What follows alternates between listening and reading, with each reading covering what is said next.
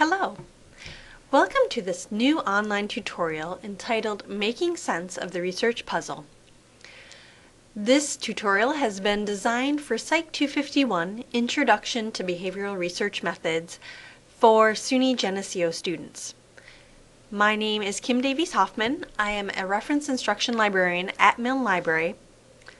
And while the strategies involved in this lesson are designed specifically for PSYC 251, really any of the techniques can be used for any course, any subject that you're working on.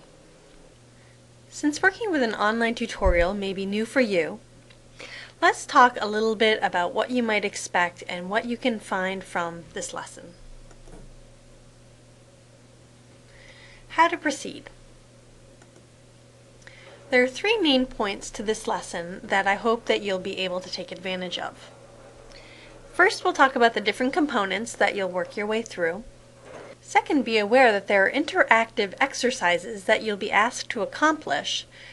And on the other end, when you're submitting, I will be looking at your work to see how you're progressing. And finally, there are tools and additional help so that if there is anything that you don't understand within this tutorial, please feel free to ask. So let's think about the components that you're going to be involved with in this lesson. First is the library guide, or for short, the LibGuide, that hosts this tutorial. Obviously, you have seen the library guide because you have found this presentation.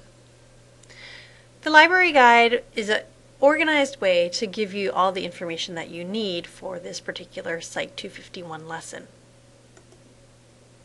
Second is the visual presentation, and of course you've already found that because you're listening to my voice. Third are those hands-on activities that I mentioned, and for each component of this lesson, and you'll see at the top of the library guide, it's been broken out into keyword searching specifically in PsycInfo, subject heading searching, and finally accessing the articles that you're finding in full text format. So for each of these components, there will be hands-on activities that will be related to each, and like I said, there is a human on the other end of your answers checking your work. On each library guide tab, you will see some helpful tips that might be able to demystify some of the lessons I'm teaching in this presentation for further reading and for further help. And finally, on the library guide beneath this visual presentation, you'll see lots of different ways to contact me if you're in need of further assistance.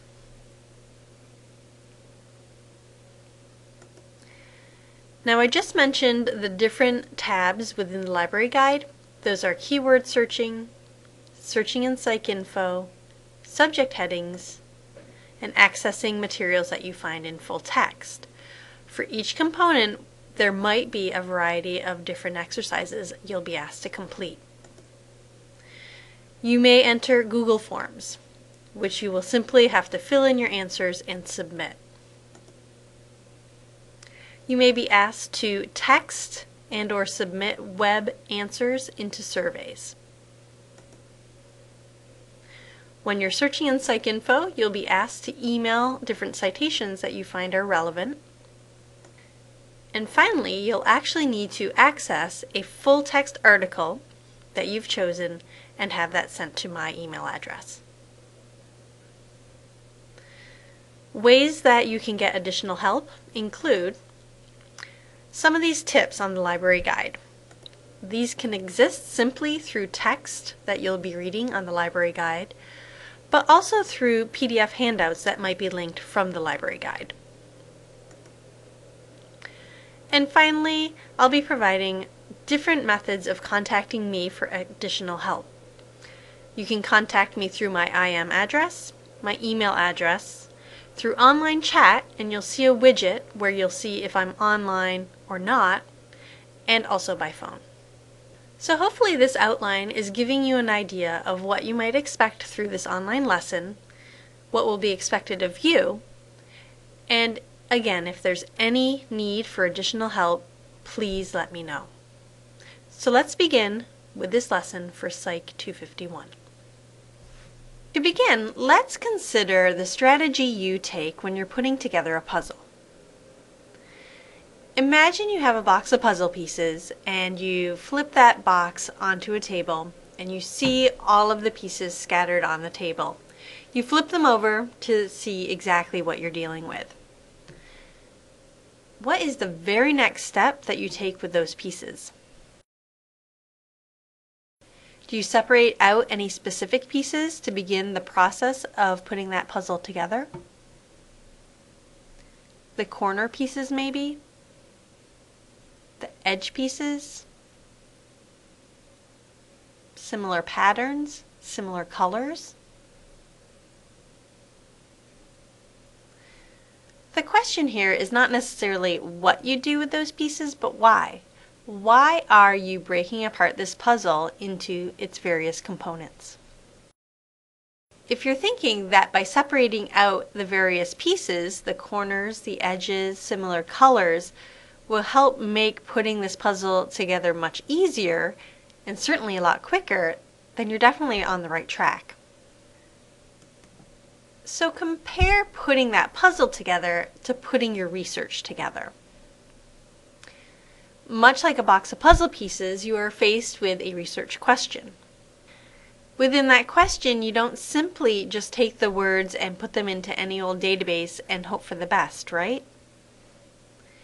Much like putting a puzzle together, research takes a very systematic and logical approach so that you can break out specific pieces, work with them, and design a really sophisticated search strategy that will make your research results much more timely and much more effective. So what students can expect from this online lesson? By the end of the tutorial, you should be able to break apart a research topic into major concepts in order to formulate a search strategy. You should be able to brainstorm a number of different synonyms to represent various concepts. Be able to use and or not, three very simple words, effectively in your search strategy. Understand the difference between a subject heading and a keyword search. Use thesauri to determine the correct subject heading for different databases.